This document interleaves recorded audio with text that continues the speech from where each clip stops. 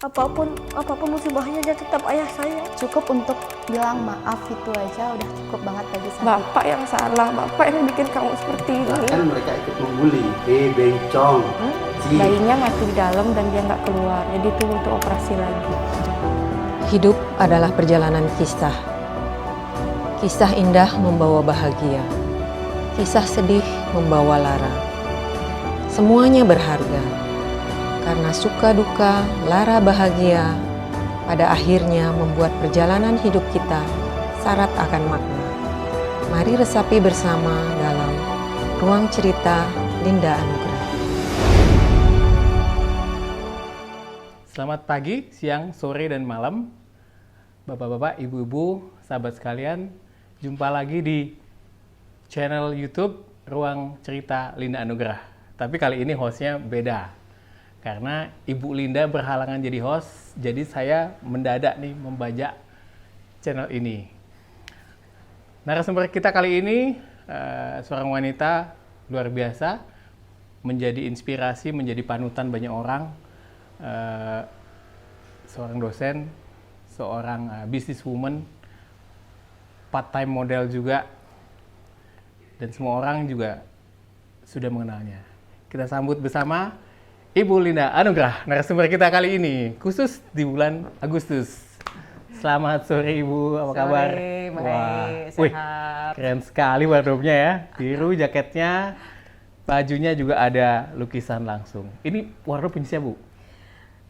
Seperti yang sudah saya sampaikan bahwa di YouTube channel ini selain kita berbagi cerita, kita juga akan membantu teman-teman yang punya usaha.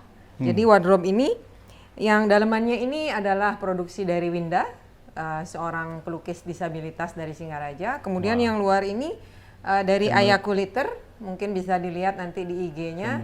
Ini memang juga pelaku usaha UMKM di Bali. Jadi kita akan bantu dengan saya gunakan langsung. Cocok ya, modelnya pas, wardrobe-nya juga keren.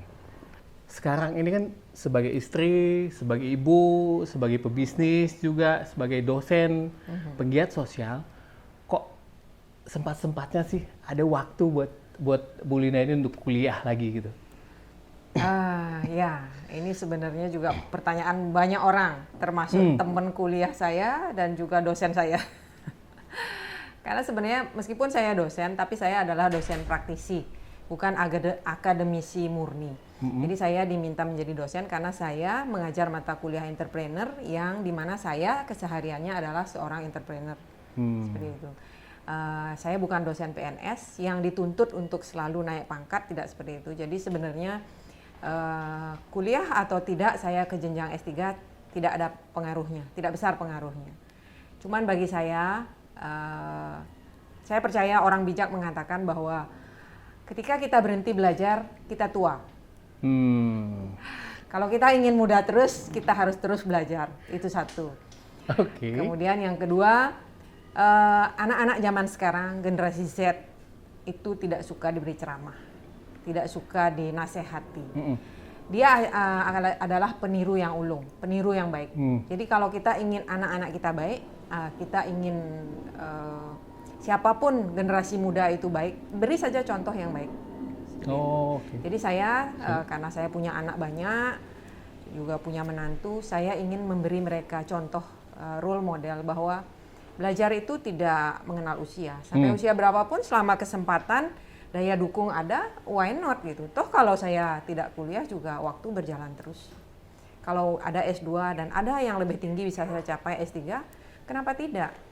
Kalau saya mengaku sibuk, malu dong sama presiden, malu dong sama menteri yang waktunya sama kan 24 jam, tapi Betul. mereka mampu kok melakukan banyak hal. Kenapa kita tidak gitu?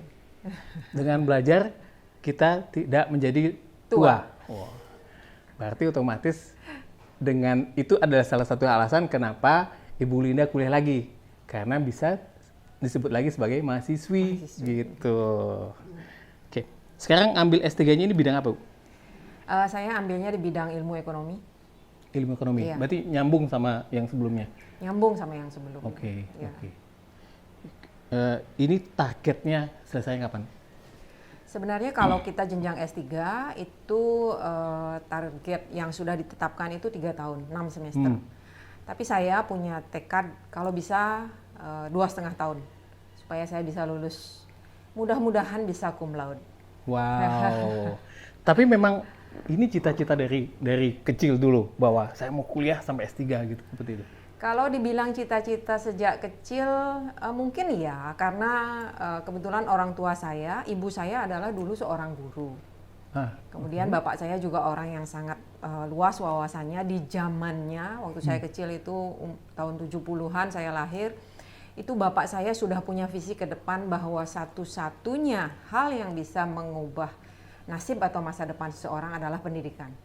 Seperti itu. Jadi dari kecil kita ditekankan bahwa tuntutlah ilmu setinggi mungkin karena itu yang bisa membuka jalan untuk masa depan yang lebih baik. Begitu. Oh, itu sebabnya berarti dulu ibu kan waktu kecil tinggalnya di desa. Iya. Jadi itu sebabnya orang tua mengirim semua anak-anak ke Denpasar sini ya. Iya. Kita semua SMP, ada sebagian sudah SMA, semua pindah ke Denpasar untuk bersekolah. Ada berapa saudara, Bu? Kita berenam. Saya paling kecil ya. Paling kecil. Tapi katanya ibu paling galak, Bu. Tadi saya tanya sama mamanya ibu paling galak. Kalau paling galak mungkin ya. Karena kadang situasi yang menyebabkan saya tumbuh menjadi orang yang tegas, galak, karena dari kecil sering diberi tanggung jawab besar oleh guru-guru, menjadi ketua kelas, menjadi ketua gerak jalan, menjadi ketua KOR. Artinya saya kalau tidak memposisikan diri tegas atau galak, anggota saya nggak mau nurut gitu loh. Gitu. Jadi biarpun dulu, apalagi dulu badan saya tuh kecil gitu loh. Iya, jadi di antara teman-teman sekolah badan saya kecil, mungil. Kalau saya tidak galak, tidak power gitu, gimana saya jadi ketua badannya kecil? Harus diimbangi dengan power yang gede. Sih, harus ada keseimbangan. Kalau badan kecil, power dan leadership harus kuat, seperti itu. Gimana ceritanya, Bu? Dari yang kalau sekarang kan oke lah, jalan aspal nyambung semua ya dari Kintamani jauh di situ ke Denpasar. Kalau zaman dulu kan susah, Bu, transport. Makanya bagaimana Ibu menyesuaikan diri dengan kehidupan yang dulu di desa, terus harus merantau ke kota? Gimana dulu ceritanya, Bu? Saya pindah ke Denpasar itu SMP. Jadi SD saja saya di Kintamani, kemudian ke jenjang SMP sempat setahun lebih kalau tidak salah di Kintamani. Lepas dari orang tua sudah dari SMP? Dari SMP kemudian dikirim ke Denpasar karena waktu itu kan ada sistem rayon. Jadi kalau lulusan SD di Kintamani tidak bisa ke Denpasar negeri ya. Betul. Jadi kita harus negeri, kalau mau negeri carinya di Bangli. Jadi di kabupaten. Jadi kalau sekarang namanya zonasi, dulu rayon. Lintas kabupaten nggak bisa. Iya. Jadi papa saya berpikir waktu itu kalau anaknya dari Kintamani kemudian ke Bangli, mungkin tidak seperti itu yang beliau harapkan. Yang lebih luas lagi wawasannya. Jadi udahlah diikhlaskan saya melanjutkan di SMP di Denpasar supaya nanti SMA-nya juga dapat negerinya di Denpasar seperti itu. Jadi memang waktu kecil berat sekali sebenarnya karena dalam usia segitu kita harus menyelesaikan banyak masalah sendiri, apapun masalah yang kita temui di sekolah kita harus selesaikan sendiri. Memang ada kakak-kakak tapi kan kita levelnya kurang lebih sama. Betul. Tidak ada yang dewasa sekali, enggak. Kita sama-sama masih sekolah semua. Jadi nyuci sendiri, kemudian masak juga bergiliran, bersih-bersih rumah dan lain sebagainya, berangkat ke sekolah. Ada masalah apapun ya sudah selesaikan sendiri karena komunikasi zaman itu tidak seperti sekarang. Dulu tidak ada HP, dulu di rumah juga tidak ada telepon, kemudian nggak ada. Jadi kita komunikasi hanya lewat surat. Itu tidak pun selengkap fasilitas yang sekarang ya? Tidak ada sama sekali. Jadi kita nitip suratnya itu ke kendaraan yang setiap hari trayeknya dari Denpasar ke Kintamani. Jadi kita pergi ke terminal, titip sama kernetnya, gitu. Jadi ya seperti itu kendala-kendalanya, tapi saya syukuri jadi dari kecil kita sudah terlatih untuk problem solving itu. Gitu. Jadi itu salah satu insight yang bisa kita petik bahwa zaman dulu saat fasilitas belum selengkap sekarang, teknologi komunikasi belum selengkap sekarang, orang-orang lebih kuat untuk survive. Mereka memanfaatkan apa yang ada dan hasilnya kita bisa lihat sekarang. Contohnya Bu Linda sukses mengatasi kesulitan-kesulitan dulu yang buahnya dinikmati sekarang. Oke, kita lanjut lagi Bu. Dari anak desa menjadi anak kota, apa yang waktu itu menurut Ibu pengalaman yang paling susah? Kalau sepanjang yang saya ingat, karena saya umur waktu itu masih kecil, masih 12-13 tahun kurang lebih, karena saya sekolah masih umur 5 tahun lebih sedikit, sudah kelas 1 SD. Jadi umur 12 tahun sudah jauh dari orang tua. Satu, tentu kangen. Karena orang tua di kampung, kita di kota hanya dengan kakak-kakak. Tentunya berbeda kasih sayang kakak dengan kasih sayang orang tua, itu sangat jauh berbeda. Kemudian yang kedua, sempat ada rasa keraguan gitu. Bisa nggak sih saya ini orang desa loh, pergaulan saya hanya selama ini di desa, kemudian masuk ke pergaulan kota.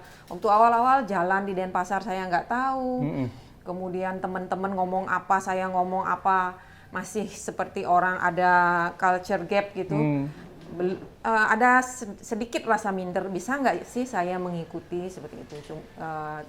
Cuman untungnya pada saat itu karena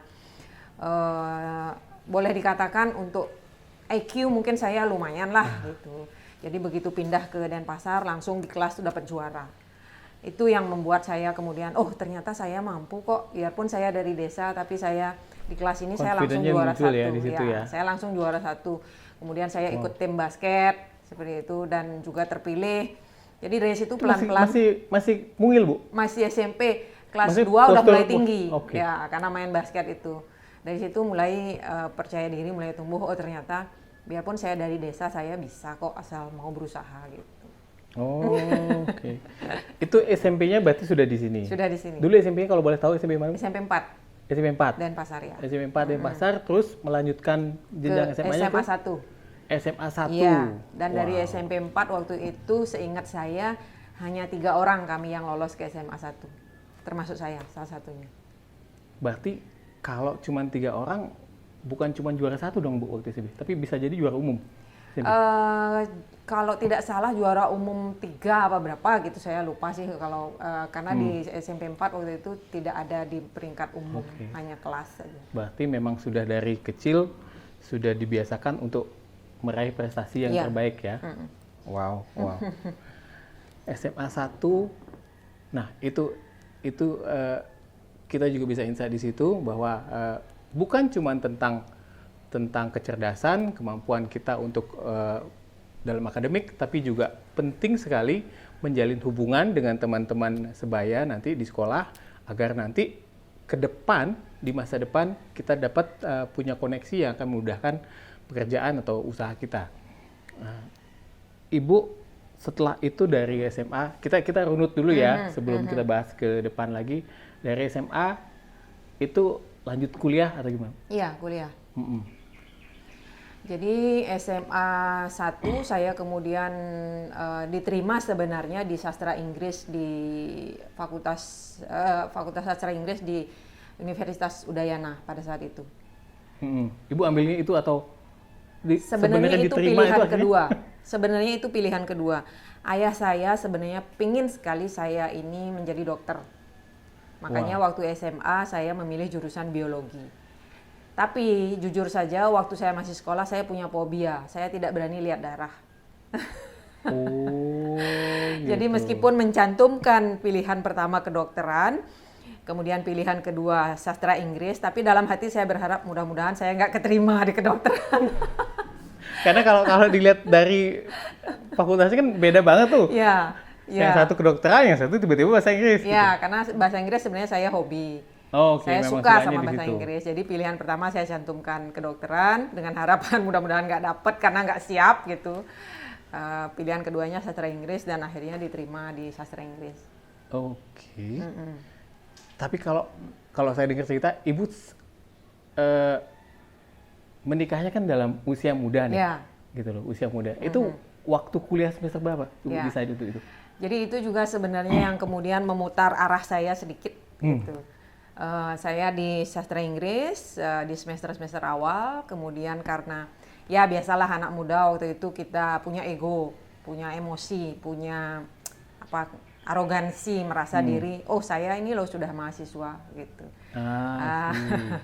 Pada saat itu sudah mulai berpacaran, kemudian karena kepercayaan suku kami bahwa jarak usia 3 dan 6 tahun itu tidak bagus, jadi sebenarnya dilarang gitu.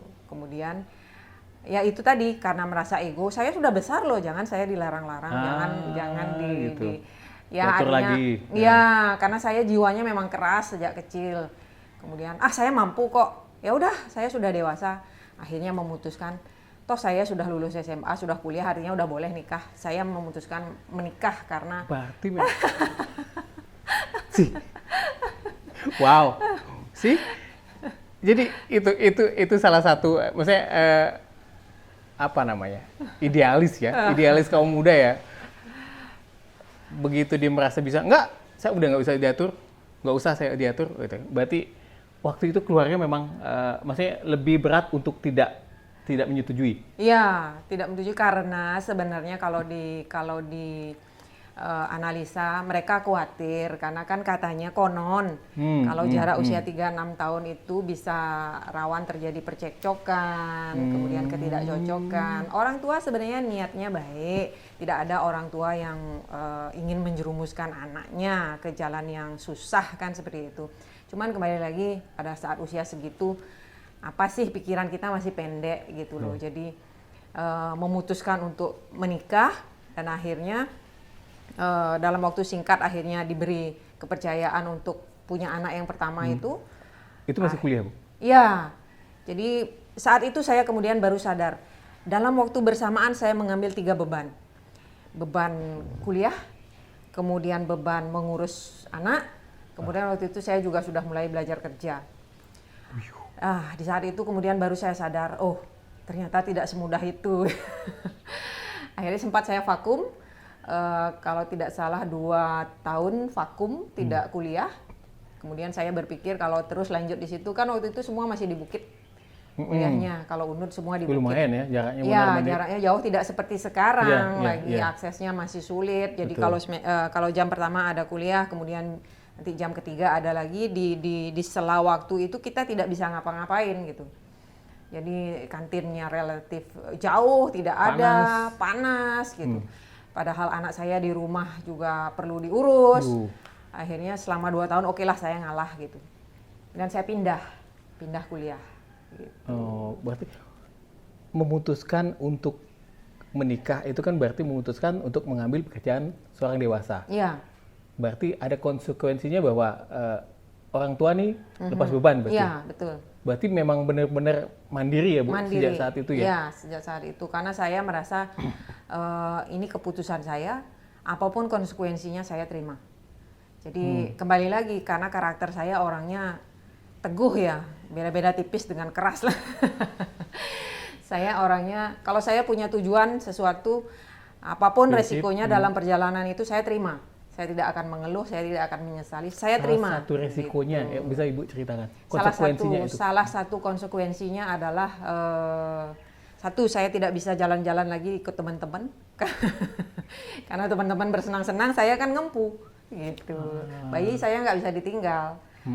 Itu satu. Yang kedua, jam tidur, jam belajar pasti berkurang. Karena baru belajar ngambil buku, bayinya nangis.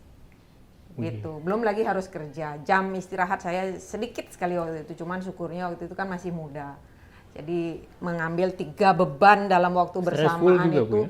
Sangat stres, tapi ya itu tadi, itu keputusan saya harus terima konsekuensinya. Tapi saat itu pekerjaan dan usaha dari Bapak udah mulai settle belum? Belum, sangat belum. Masih secara ekonomi pun sebenarnya kami belum siap. Kemudian secara fisik dan mental juga, mental terutama juga belum siap. Jadi sebenarnya ini juga untuk adik-adik ya di luar sana, jangan terlalu mudah mengikuti ego, arogansi. Jangan tiru saya bagian itunya deh.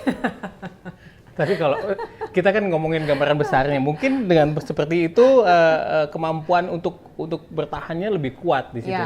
Tapi ya oke, itu insight-nya jangan diikutin kalau memang belum siap, kalau memang belum punya mental seperti Bu Linda. Gitu. Waktu itu tinggalnya itu masih kontrak atau gimana? Ya, jadi kita sempat jadi kontrak kemana-mana. Ya ngekos, ya kontrak dan lain sebagainya. Tapi sempat juga ya seperti itu ya? Sempat seperti itu. Makanya tadi kan sempat disampaikan, orang mungkin melihat saya sekarang pada saat semua sudah settle, semua sudah nyaman. Tapi orang tidak tahu perjuangan saya dulu seperti apa gitu. Artinya betul kata orang, bersusah-susah dulu, sangat susah. Tapi kemudian dari situ kita membangun pondasi. Pelan-pelan. Artinya begini, kalau orang mungkin dalam kondisi yang dia hanya mengambil satu beban, hanya kuliah saja, 4 tahun dia bisa lulus. Betul, fokusnya cuma itu.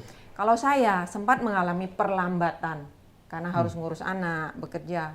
Harus ada iklan yang harusnya darinya 100%, otomatis kuliah ini hanya sisa 30% konsentrasi saya. Tapi saat itu saya tidak mau kehilangan fokus. Artinya gini, oke, saya boleh melambat, tapi saya tidak boleh berhenti. Tidak berhenti. Ya, gitu. Saya tidak boleh berhenti. Bahkan mungkin nantinya kalau saya jalan terus meskipun pelan, tapi ada teman atau siapa yang seangkatan saya ketika dia berhenti, bisa-bisa mungkin saya yang nyalip seperti itu. Itu yang selalu saya tanamkan di dalam diri. Oke, saya boleh melambat. Ini adalah resiko dari keputusan saya yang tidak sepenuhnya tepat. Tapi saya tidak mau berhenti. Gitu. Saya tidak mau berhenti. Saya kuliah terus sampai kemudian akhirnya lulus. Kemudian ada jeda waktu sedikit, saya kuliah lagi S2. Gitu.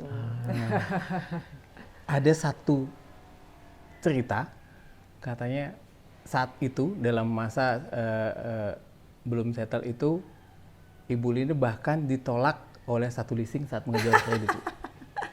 Gimana ceritanya, Bu? Ya. Itu juga semacam pelecut saya pribadi, karena gini, kita waktu itu masih tinggal di kos. Ya kosnya tidak yang kumuh-kumuh banget, lumayan lah kalau untuk ukuran kami pada saat itu, anak satu kan. Waktu itu kami belum punya kulkas, jujur aja nih belum punya kulkas. Pengen kredit kan, kalau beli cash mungkin agak memaksakan diri. Kalau bisa kredit, ya udah kita kredit aja, jadi nggak terlalu memberatkan pengeluaran bulanan kan gitu. Ajukanlah kita kredit, kemudian biasalah standarnya kan disurvei oleh surveyornya.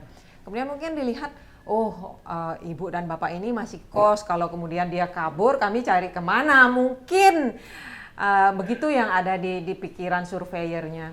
Dan alhasil tidak di ACC. Tidak di ACC, Bu. Tapi maksudnya dengan karakter ibu yang teguh seperti tadi, ibu tetap nggak cari kulkas waktu itu? Saya agak lupa, akhirnya memang kita jadi beli. Waktu itu rasanya, jadi akhirnya kita beli di tempat lain, tapi udah plus kulkas, plus beberapa akhirnya yang kita beli. Tapi kalau diingat sekarang itu menjadi memori yang luar biasa. Wow. Karena saya akhirnya sama suami kan bilang, ya? ini loh kita ngeredit kulkas saja kita nggak di ACC. Kita harus lebih semangat lah kerja, kalau bisa ya beli cash dah gitu. Jadi semacam itu. Iya, jadi pecut ya. Mungkin kalau saya jadi surveyor, saya akan melihatnya fasilitas apa yang ada di dalam. Fasilitas apa yang sudah waktu ibu sudah punya ya. Mungkin itu kosnya sudah komplit atau gimana, Bu? Sejujurnya saya mungkin termasuk perempuan yang agak bodoh kalau urusan asmara, karena suami sebenarnya bukan orang kaya ya. Jadi kita saat di kos itu bahkan ranjang pun kita nggak punya. Ranjang belum ada, Bu. Waktu itu kita tidurnya punya kasur spring bed tapi di lantai, bukan di atas bednya. Hanya kasurnya saja dan itu di lantai. Bukan seperti kos-kosan sekarang yang ada AC-nya. Kosongan. Kos kita kosongan. Jadi kasurnya kita bawa sendiri, kemudian dapurnya juga darurat lah. Ada sih kompor. Cuma ada kasur. Gitu. Belum ada kulkas. Tidak ada AC. Tidak ada AC. Tidak ada AC. Kipas angin. Oke, jadi buat teman-teman sekarang yang masih berjuang untuk menjadi orang, jangan patah semangat karena ditolak kredit elektronik itu tidak ada artinya kalau kita tidak mau ngambil nilai semangatnya di situ, gitu. Oke, wow. Jadi ini benar-benar wow. Karena cerita ini ya kita banyak orang akan melihat Ibu Linda sebagai Linda Anugrah yang sekarang yang oke, dibilang berkecukupan sudah, terus punya juga anak-anak asuh yang lain. Kalau saya bilang sih rumah asuh dan anak-anak di dalamnya. Oke. Nah, dengan tidur mungkin tambah ranjang seperti itu, saya dengar juga Ibu sampai sakit, Bu ya? Sempat sakit. Dan benar-benar sakit waktu itu. Benar-benar sakit. Lemah. Ya, benar-benar sakit. Jadi itu juga salah satu yang kemudian membuat cerita hidup saya benar-benar mengalami perubahan total gitu ya. Jadi tadinya karena pernikahan di usia yang relatif muda membuat saya berputar arah, darinya kuliah di sastra Inggris, kemudian saya belokkan ke arah administrasi bisnis karena saat itu saya berpikir itu yang saya butuhkan untuk bekerja, gitu. Karena kalau saya kuliah di sastra Inggris mungkin ya bisa saja bekerja, cuman segmented ya. Betul. Cuman kalau saya kemudian ganti ke arah bisnis, itu lebih bermanfaat untuk mendukung suami juga pada saat itu yang sudah berbisnis gitu. Jadi itu hidup saya mengalami sedikit adaptasi. Kemudian berikutnya, karena saya ingin sekali mendukung suami, saya bekerja kerjasama di bidang event ya. Waktu itu kita sempat kerjasama dengan orang dari luar Denpasar menyelenggarakan event. Mungkin ada di antara Anda yang ingat bahwa pada zaman-zamannya Sheila on Seven sedang ngetop-ngetopnya. Nah, itu termasuk pekerjaan saya pada saat itu di Art Center. Kemudian juga sempat mengundang slang yang waktu itu di lapangan di Jalan Gunung Agung. Gunung Agung ya. Ya, itu acaranya lumayan sukses. Tapi ya kembali lagi itu cobaan hidup saya juga. Saya berniat bekerja keras, tapi partner saya niatnya berbeda. Niatnya ingin mengambil keuntungan untuk dirinya sendiri. Wow. Ya, seperti itu. Kemudian di tahun 99 itu karena semua perjanjian sebenarnya ada gitu, tertulis lengkap dan semua bukti-bukti ada. Kemudian dia kabur entah kemana. Kan karena saya benar-benar saat itu membutuhkan dana itu untuk mensupport kehidupan kami. Akhirnya saya laporkan kepada pihak yang berwajib. Seperti itu ceritanya. Saya laporkan kepada pihak yang berwajib dan dia mungkin merasa kelabakan karena bukti-bukti ada di saya semua, hitam di atas putih ada. Kemudian dia menggunakan jalan yang non medis lah, boleh seperti itu.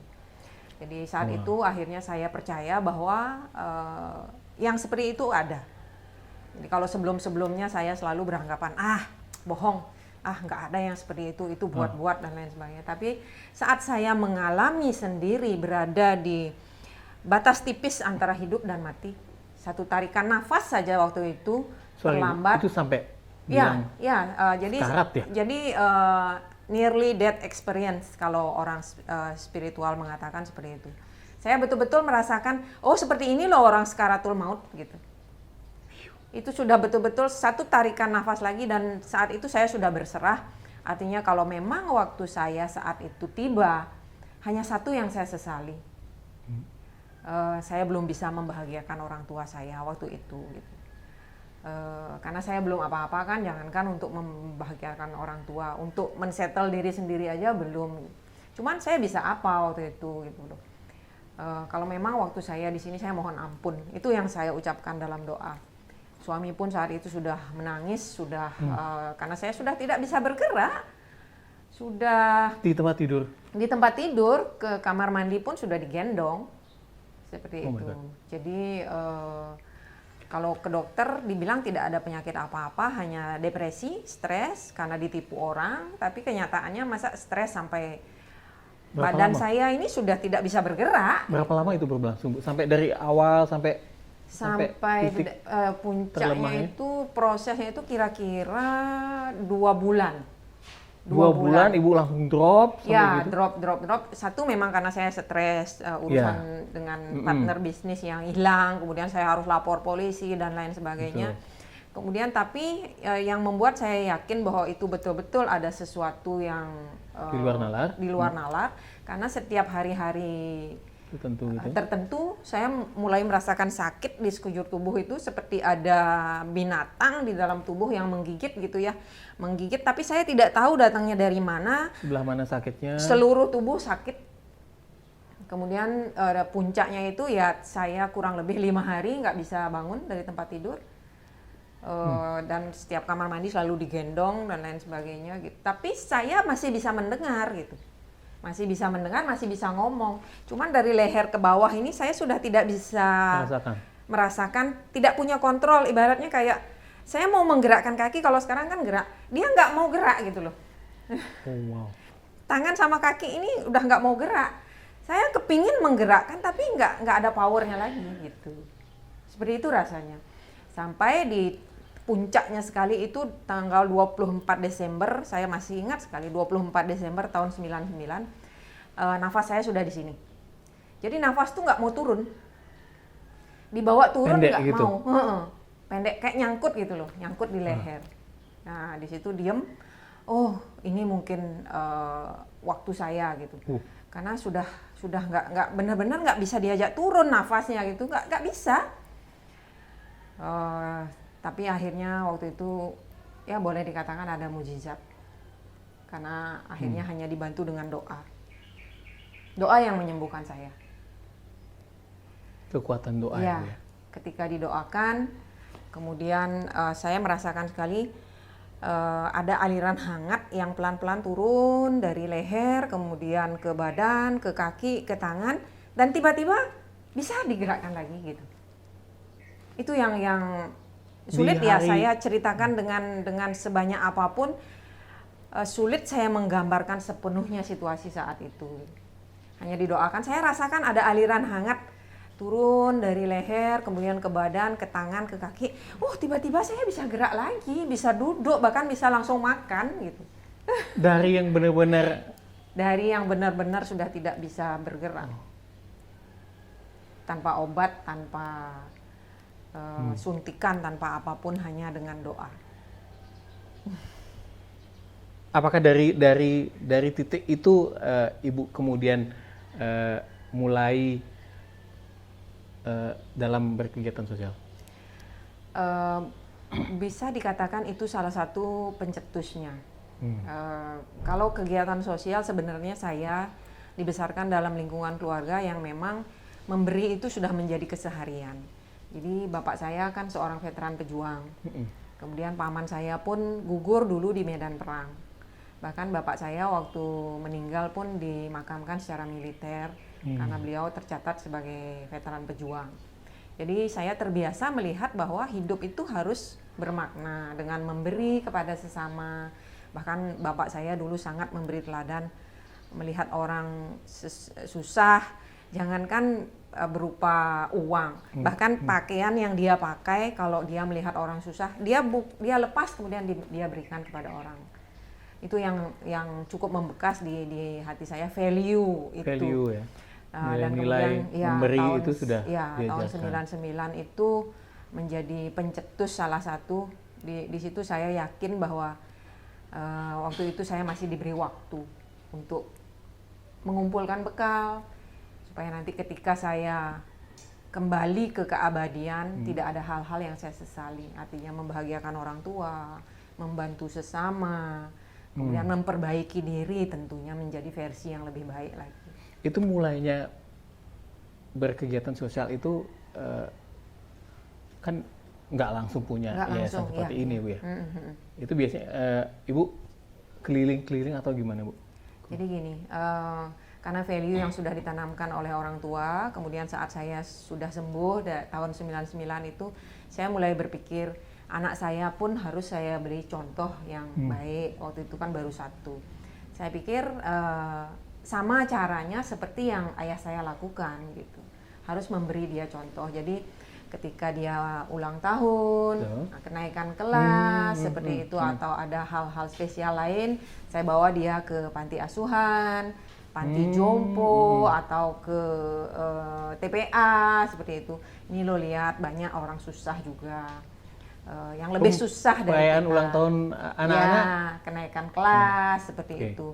Ini loh banyak orang-orang susah. Yang lebih susah dari kita banyak. Kita ya waktu itu mungkin tidak besar skalanya. Paling saya hanya bawa nasi bungkus lah, bawa beras 1 karung, bawa apalah pakaian layak pakai seperti itu. Tapi saya ajarkan anak saya untuk ini kamu yang ngasih sendiri, mendengarkan cerita mereka seperti apa.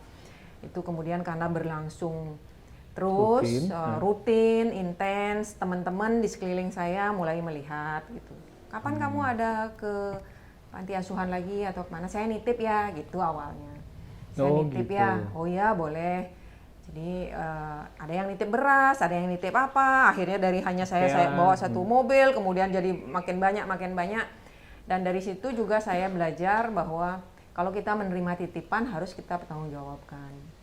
Waktu itu kan tidak ada media sosial, tahun itu kan tidak ada WA seperti sekarang, hanya ada waktu itu email sudah ada, kemudian semua saya foto, ini loh dengan kamera biasa, ini loh ada buktinya, kemudian saya print itu tanda terimanya, saya buat dan lain sebagainya, saya kirim ke mereka, mereka minta atau tidak pasti saya selalu kirim gitu, jadi dari situ kepercayaan orang itu semakin besar, artinya memang apa yang dititipkan memang nyampe gitu.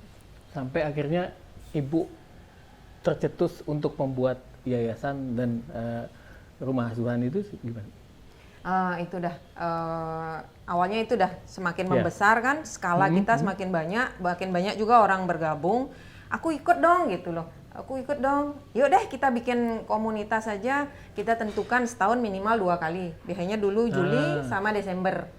Kalau Juli kan liburan anak-anak sekolah, nah, itu kita menghimpun bisa sampai berton-ton beras tuh kita distribusikan ke banyak panti.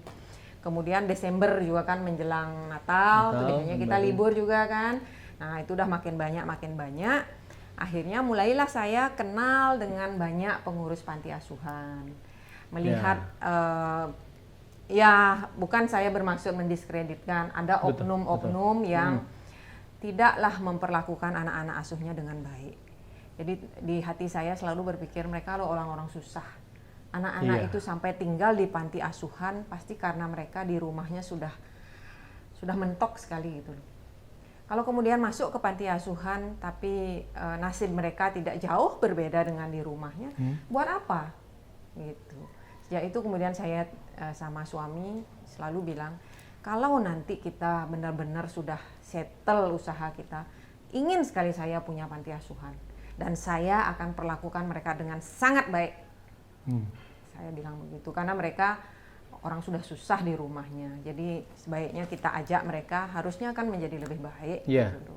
Minimal dengan fasilitas yang lebih happy gitu. Itu yang saya sampaikan sama suami dan untungnya suami juga mendukung. Cuman dia bilang kalau kita pingin seperti itu, sebaiknya ya perut kita harus kenyang dulu. Gitu. Artinya supaya kita tidak mengambil jatahnya orang. Betul.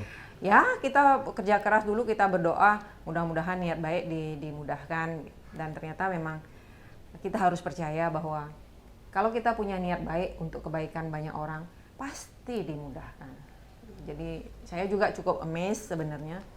Karena tidak dalam waktu lama, kita yang darinya saya udah nol banget di tahun 99 itu kan, hanya tinggal di kos, kerjaan juga nggak ada, usaha juga belum settle, ada bom Bali dan lain sebagainya.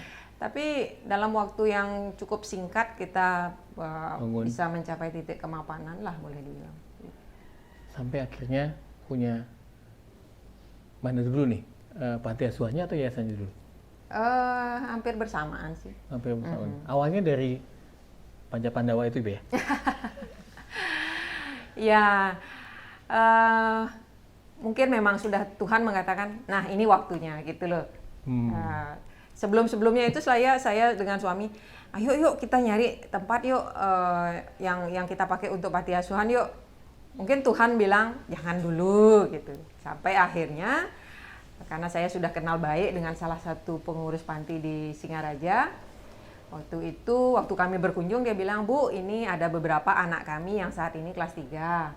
Pengen sekali kuliah," katanya gitu. "Oh iya, boleh. Di kampus tempat saya mengajar ada program beasiswa. Nanti kalau memang prestasinya bagus, bisa saya bantu untuk hubungkan, tapi tetap melalui tes," saya bilang begitu. Akhirnya ya sudah, karena agak lama tidak ke sana. Tiba-tiba di Facebook saya ada inbox gitu ceritanya. "Bu, saya dari panti asuhan yang di Singaraja itu." Yang ternyata yang menghubungi adalah salah satu anak itu. Yang saya cukup kaget juga, dari mana dia tahu Facebook saya? Dia tahu nama saya Ibu Linda, tapi kan Linda ada Banyak ribuan, banget, bahkan mungkin bener. jutaan di internasional Facebook. namanya. Iya. Ya. Kenapa kamu bisa dapat akhirnya setelah ketemu? Saya cari pelan-pelan, Bu, katanya. "Oh, kayaknya wajahnya orang ini mirip," gitu. Akhirnya dia inbox saya dan bisa tersambung. Akhirnya dari 5 orang yang waktu itu lulus SMA dan pengen kuliah, saya antar langsung ke owner kampusnya. Saya dampingi mereka pada saat tes. Dari 5 itu kemudian yang lolos mendapat beasiswa penuh itu 3. Nah, yang 2 ini karena mereka datangnya bareng, minta izin, "Bu, bisa nggak kami juga tetap di Denpasar meskipun tidak kuliah, tapi mencoba training atau gimana?" "Oh iya, silahkan." Pikiran saya ya tugas saya waktu itu hanya segitu. Terus berkabarlah saya sama pengurus pantinya. "Pak, ini sudah lolos 3 orang diterima dengan beasiswa penuh. Yang 2 ini enggak karena rupanya hasil tesnya kurang. Tapi minta juga di Denpasar, gimana nih Pak?" "Oh iya boleh. Kalau gitu ya sudah saya serahkan anak ini sama ibu," katanya. Waduh. Kayak gitu. Jadi langsung di hari itu saya tiba-tiba punya anak 5. Gitu loh. Tiba-tiba doanya terjawab. Saya langsung punya anak 5 laki-laki semua. Kan kaget, persiapan tidak ada. Tempat belum ada. Akhirnya berunding sama suami, "Ini gimana nih, kita dikasih anak tiba-tiba 5 loh," gitu. Kalau ajak di rumah udah nggak mungkin kan, itu memang tidak ada dalam planning kami. Sebentar, mereka kesini sendiri? Mereka kesini, ya, tidak bawa apa-apa, hanya bawa pakaian saja. Pada satu hari itu mereka sampai sini langsung ibu ajak ke kampus, berarti itu? Iya, kemudian pulang kan menunggu pengumuman, Okay. Kemudian dikabari bahwa diterima, langsung dikirim ke sini oleh pengurus pantinya dan diserahkan begitu saja kepada saya. Gitu. Jadi satu hari itu karena Langsung punya anak 5.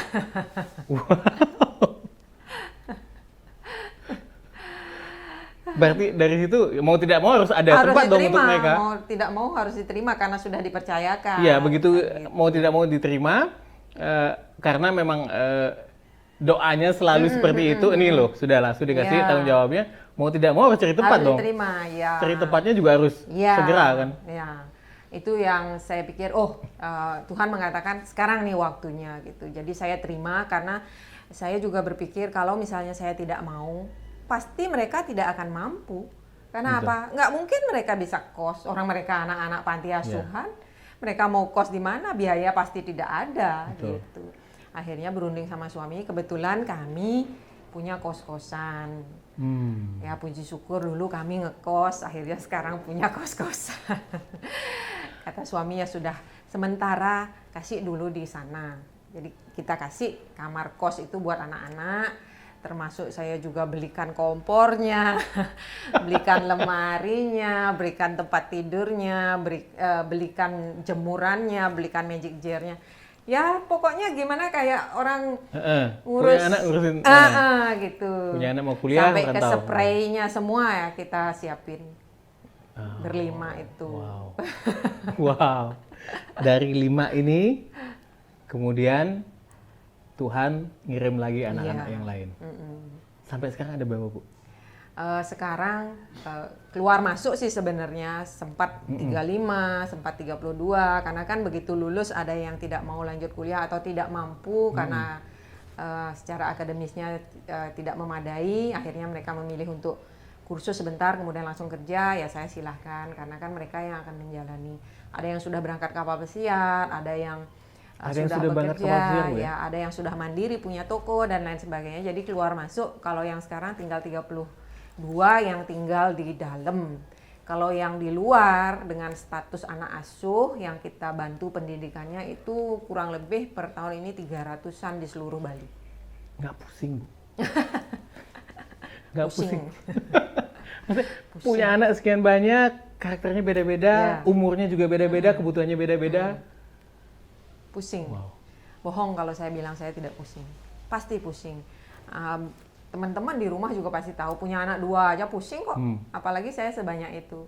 Tapi keluarga nggak ada komplain, Bu? Maksudnya dengan waktu yang terbatas, ngurusin segitu banyak kegiatan, belum lagi ada yang sakit, ada yang itu. Gitu. Ya, untungnya saya punya suami yang sangat mendukung, sangat mensupport. Dan bukan hanya suami, mertua, ipar, orang tua, termasuk saudara, semua mengerti bahwa memang jiwa saya ya di sini gitu. Apalagi kemudian mereka semua tahu tahun 99 itu apa yang saya alami. Artinya di luar kuasa kita ada kuasa lain yang menentukan bahwa hidup saya ini bukan hanya untuk diri saya sendiri dan keluarga saya. Iya. Ada tugas besar yang memang harus saya jalankan. Atau kalau tidak ya ibaratnya tentara dikirim ke medan perang, dia nggak Siap. mau berperang, Ya, ya dipecat. suruh pulang aja. Oke. Kan gitu. Tapi nggak cuman itu ya. Maksudnya kegiatannya bukan cuman sebatas pada panti asuhan. Ibu Linda ini juga aktif membantu dalam misi-misi kemanusiaan. Seperti contohnya pada saat Bali mendapat musibah Gunung Agung meletus seperti itu. Jadi Ibu Linda ini bersama donatur dan relawan juga turun langsung ke spot-spot pengungsi yang ada di Karangasem dan sekitarnya, gitu. Waktu itu saya ingat Ibu bahkan bikin konser, Bu, untuk membantu para terdampak Gunung Agung, Bu. Itu seperti apa, Bu, konser, Bu? Idenya kok tiba-tiba, apakah Ibu, ingat lagi nih, saya punya pengalaman membawa Sheila on Seven ke Bali gitu. Iya, iya. Saya bersyukur sekali sekian tahun beraktivitas di bidang sosial, mungkin juga karena niat saya ingin melakukan yang terbaik, selalu transparan, jadi orang merasa nyaman, kemudian tidak ragu-ragu memberikan support, termasuk teman-teman artis Bali yang juga kalau saya mempunyai suatu acara atau event apapun, mereka tidak pernah ragu-ragu untuk oke, Bu, asal Ibu menghubungi kami, pasti kami siap. Gitu. Saya lihat teman-teman artis Bali sebenarnya punya kepedulian yang luar biasa juga pada sesama. Gus Teja, Jun Bintang, Bliong Sagita, Widi Widiane, ya, Ayu Saraswati, Ayu Petong dan lain sebagainya. Hampir semua lah punya kepedulian yang besar. Asal kita mampu mengorganize, mereka pasti mau. Gitu. Jadi dari situ saya melihat kan masing-masing artis itu punya fansnya sendiri-sendiri. Kalau itu kemudian kita kumpulkan untuk sesuatu yang bermanfaat nyata untuk sesama, why not? Memang kita kan capek ya waktu itu, persiapannya luar biasa, tapi menghasilkan ratusan juta pada saat itu yang benar-benar bermanfaat untuk sesama kita kan puas lah gitu. Wah, tapi sayangnya kalau sekarang dengan kondisi pandemik ini, Bu, apakah kegiatan-kegiatan itu juga terbatas atau malah justru dengan pandemik ini tuntutan dari kebutuhan dari orang-orang yang memerlukan bantuan itu lebih banyak lagi? Lebih banyak sebenarnya. Jadi kalau saya ingat di Bali mulai agak ramai itu kan Maret, April, Mei itu luar biasa orang-orang yang meminta bantuan ke yayasan. Baru mulai pandemik itu ya? Ya, sampai handphone saya dan beberapa staf di yayasan semua hang. Karena nggak mampu menerima permintaan bantuan chat dan lain sebagainya melalui inbox, melalui WA, melalui SMS, telepon dan lain sebagainya. Ribuan itu yang kita bantu selama Maret, April, Mei, bahkan saking capeknya saya mungkin Mei itu sampai saya sendiri yang sakit, sampai kena drop DB. Ya? Kita pengen drop ya? Tapi ya mau bagaimana lagi karena kalau kita memang sudah berkomitmen untuk di bidang sosial, pelayanan, ya kita tidak boleh diam ketika melihat sesama kita kesusahan gitu. Seperti itu sih. Dengan bantuan donatur sampai akhirnya pun Ibu punya tempat untuk panti asuhan ini Bu ya. Itu kayaknya ceritanya seru juga itu Bu. Tiba-tiba ada yang hubungin Ibu. Iya, gitu. Iya.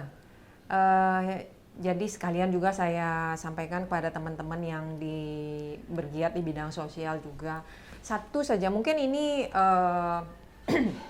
relatif boleh dikatakan berat, tapi sebenarnya tidak berat kok.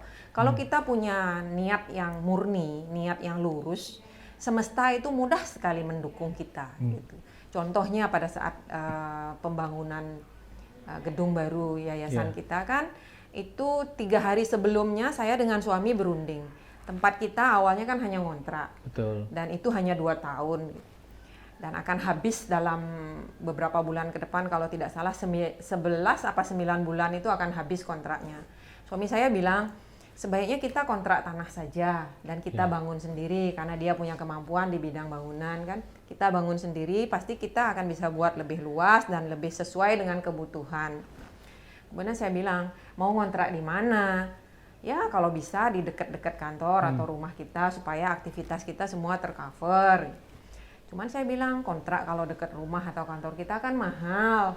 Sedangkan kas kita rasanya belum memadai saat itu. Bisa ngontrak tanahnya, bangunnya kurang, saya bilang. Kemudian ya udah kita berdoa aja, kata suami saya. Kemudian selang 3 hari kemudian ada temen yang sebenarnya pada saat itu kalau dibilang dekat sekali belum, kenal memang, tapi belum dalam tahap sahabat gitu ya, kenal. Dia mengundang saya untuk makan siang gitu. Ya udah, kebetulan saya ada waktu, ya kita makan siang. Dan beliau juga tidak menyampaikan akan ada maksud tertentu mengundang saya makan siang gitu, hanya makan siang ketemuan. Tapi begitu selesai makan siang, baru beliau kemudian mengucapkan bahwa sebenarnya saya mengundang makan siang ini saya ingin menyampaikan sesuatu apa. Itu Ibu Evalistia yang luar biasa baiknya dengan suami beliau juga Pak Agus Wisnu. Begini Mbak Linda, saya punya tanah katanya di Jalan Tukar Badung. Itu luasnya 5 are, sekarang kosong. Kalau Mbak Linda mau manfaatkan, silahkan itu digunakan untuk bangunan yayasan. Yang ada waktu itu saya tidak bisa berkata-kata apa-apa. Baru 3 hari sebelumnya saya dengan suami berunding akan mencari tanah kalau bisa di Tukar Badung. 3 hari kemudian doa itu langsung secara instan dijawab oleh Tuhan. Wow. Tempatnya sesuai, ukurannya sesuai, dan diberi begitu saja tanpa menyewa gitu loh. Tanpa menyewa Bu ya? Tanpa menyewa. Itu saya benar-benar speechless waktu itu. Di situ saya melihat kebesaran Tuhan. Begitu mudahnya Dia mengabulkan doa untuk sebuah niat baik. Wow, oke. Untuk berarti sudah berjalan sekian tahun ini, bagaimana sistem pengelolaan dana, terus pelaporan dananya Bu? Jadi sehingga Ibu tetap mendapat kepercayaan yang penuh dari para donatur. Jadi itu kembali lagi sejak awal saya memang ingin membuat garis yang tegas antara bisnis dengan pelayanan sosial. Jadi kalau di bisnis saya mencari untung itu kan wajar. Saya berjualan, saya menjalankan proyek dan lain sebagainya, mencari profit itu kan wajar karena itu yang mensupport kehidupan keluarga kami. Tapi kalau di sosial itu kami pelayanan, tidak boleh lagi mencari keuntungan pribadi gitu loh. Jadi apapun serupiah pun yang orang titipkan kepada kami, selalu kami laporkan. Bahkan salah satu aspek transparansi yang sampai saat ini kami pertahankan adalah saya tidak pernah mau mencantumkan donatur itu dengan NN. No name gitu saya tidak mau. Meskipun donaturnya minta seperti itu? Iya, karena no name bisa mengacu kepada siapa saja. Si A minta no name, saya tulis saja no name. Si B minta no name, saya tulis saja no name. Kalau si A nyumbangnya 500.000 misalnya gitu, si B juga 500.000, kan setiap orang akan menyangka, oh saya sudah dicantumkan kok NN itu berarti sumbangan saya. Saya tidak pernah mau seperti itu. Yang saya cantumkan selalu inisial nama. Inisial nama. Kalau dia tidak nyaman nama lengkapnya dicantumkan, selalu inisialnya. Artinya dia akan mudah mengecek, oh donasi saya sudah terrecord gitu. Jadi diminta atau tidak diminta, saya selalu membuat laporan yang terbuka secara sangat transparan melalui media sosial. Bahkan kantor saya di yayasan itu tidak pernah dikunci. Semua laporan itu setiap orang Bisa datang diakses boleh semuanya. lihat. Kata staf saya di yayasan, Bu ada orang, silahkan, persilahkan kalau mau melihat laporan keuangan kita boleh. Seperti itu. Seperti itu Setiap cara saat saya terbuka. menjaga. Ya. Bahkan tiap bulan juga di-upload ya, Bu Ya, ya. ya. Oke. Ya. Ada nggak waktu Ibu sekian lama merasakan itu tiba-tiba jenuh? Karena saya lihat ada ya banyak juga orang yang menjalankan kegiatan ini kan ada rasa jenuh sehingga tidak konsisten melakukannya itu. Gitu. Iya. Kalau saya jenuh sih mungkin ada saja ya, karena kita manusia kan ada kadang-kadang mood, apalagi seorang wanita pada hari-hari keramat itu kan mudah naik turun gitu ya. Belum lagi. Tapi kalau pada saat kapok itu ya. saya nggak pernah.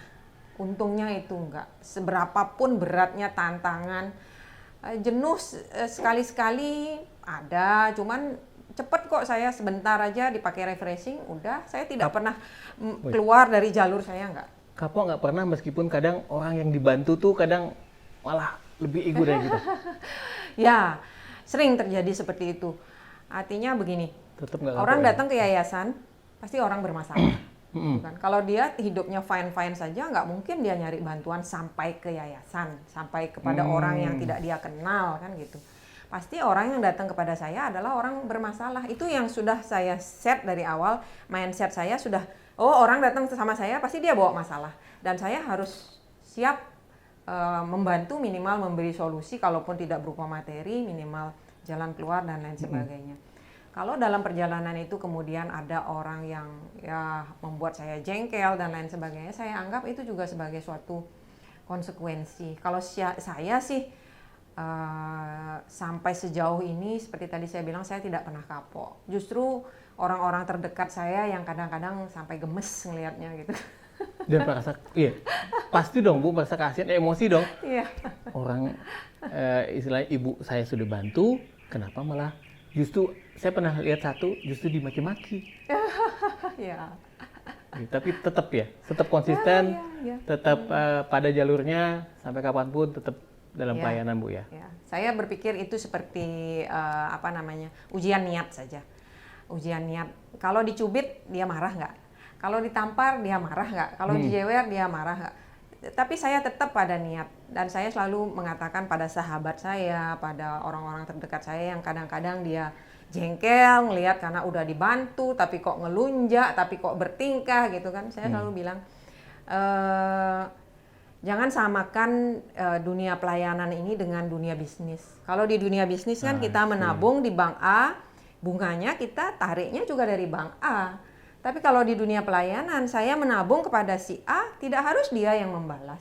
Mungkin nanti dari tempat lain kita mendapatkan balasan. Dan Mungkin itu tidak bunganya ada. juga nanti jauh Ya, ke tidak depan ada baru yang ada sia-sia, saya bilang. Dan lagi, kalau kita tidak diuji, kan kita tidak bisa membuktikan ketulusan kita. Seperti itu. Jadi saya selalu bilang, kegiatan sosial ini pasti akan uji niatnya. Tapi kalau kita yakin kita punya niat yang murni seperti emas, kan, semakin dipanasi semakin dia menjadi murni gitu. Ya emas saja sudah ada sertifikatnya masih dites juga Bu ya? Iya. Tetap dites ya. Begitu mau dijual dites lagi. Dites lagi. Oke, Jadi benar-benar. nggak mungkin kita di jalan ini kita tidak mengalami ujian. Tapi saya fine aja karena saya yakin niat kita murni. Gitu. Nah, sekian lama melakoni ini. Sudah settle, sebentar lagi S3-nya sudah kelar. Apalagi Bu kira-kira cita-cita yang belum Ibu capai? Ada sebenarnya. Saya ingin membuat suatu istilahnya seperti perkampungan lah boleh dibilang. Kalau kita melihat zaman sekarang ini kan orang tua banyak yang tidak sepenuhnya bisa diurus oleh anak-anaknya, karena anak-anaknya pun punya kesibukan masing-masing. Betul. Dan orang tua pun kebutuhannya sudah berbeda kan gitu. Iya. Dia tidak bisa lagi seaktif anak muda atau mengikuti irama anak muda. Dia harus dikumpulkan dengan sesama yang seusianya, melakukan kegiatan-kegiatan yang mereka sukai dan mereka masih mampu lakukan gitu. Jadi masa tua mereka supaya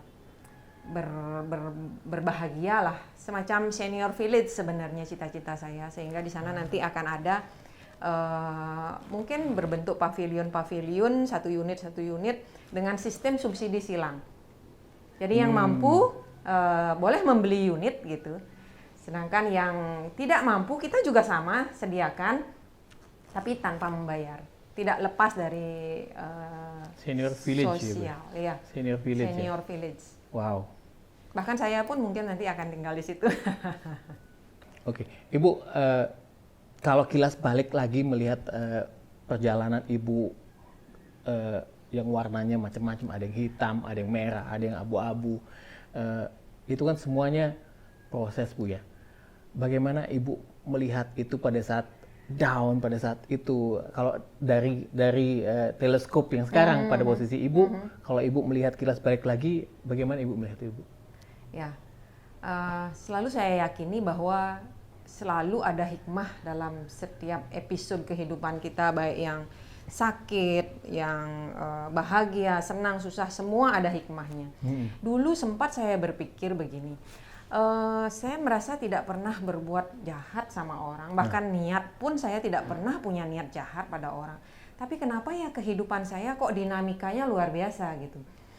Kadang-kadang sakit, ditipu orang dan lain sebagainya.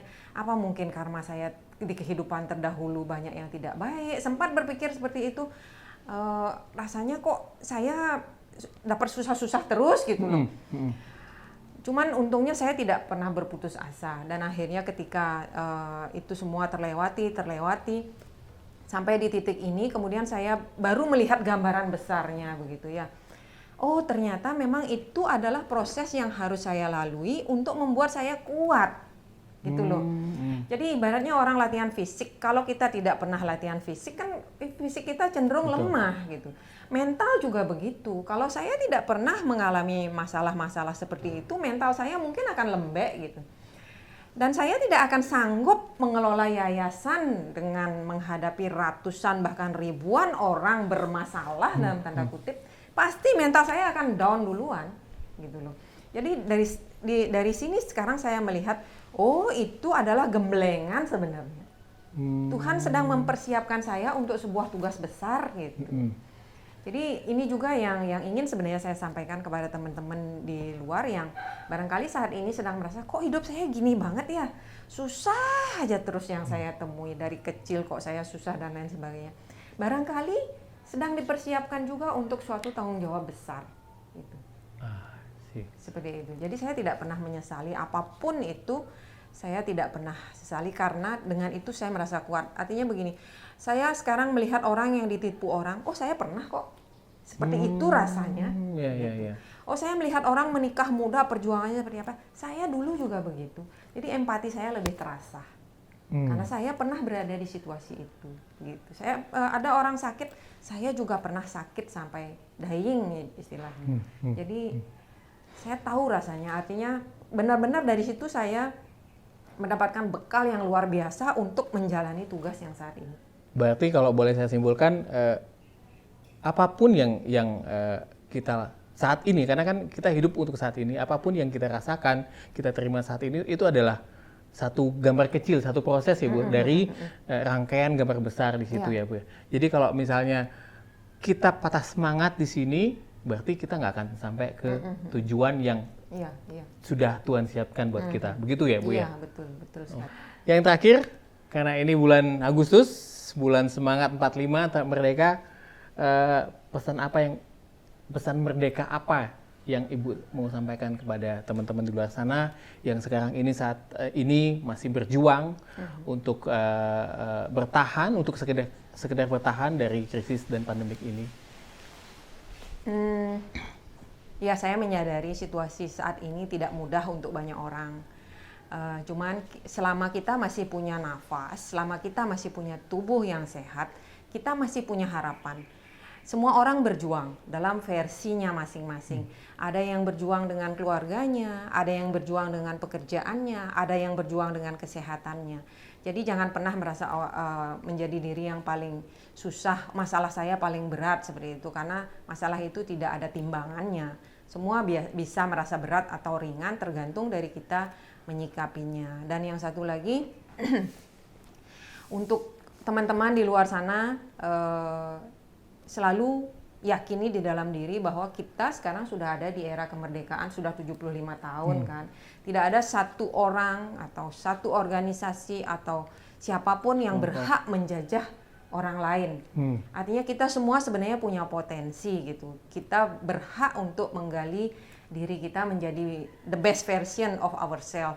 Jangan biarkan diri kita dijajah oleh orang lain, oleh organisasi lain, oleh siapapun itu gitu. Kita harus manfaatkan kesempatan yang ada untuk menjadi yang terbaik. Ya saya contohnya, mungkin perjalanan hidup saya tidak sepenuhnya mulus semua, tapi karena saya tidak mau membiarkan diri saya menjadi korban, merasa menjadi orang paling susah gitu. Akhirnya sampai sejauh ini, ya sudah banyaklah yang bisa saya perjuangkan.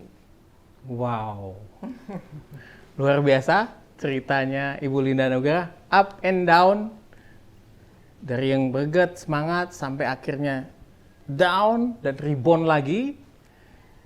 Oke, semoga bisa menginspirasi kita selalu. Oke, Ibu, terima kasih untuk cerita serunya sore ini. Tetap sehat, tetap fit, dan aktif berbagi, menyebarkan kebaikan seperti sayap-sayap malaikat yang ada di logo Yayasan Angel Heart Bali. Ya. Oke. Terima kasih. Teman-teman sekalian, tetap ikutin kisah-kisah seru dalam ruang cerita Linda Anugrah.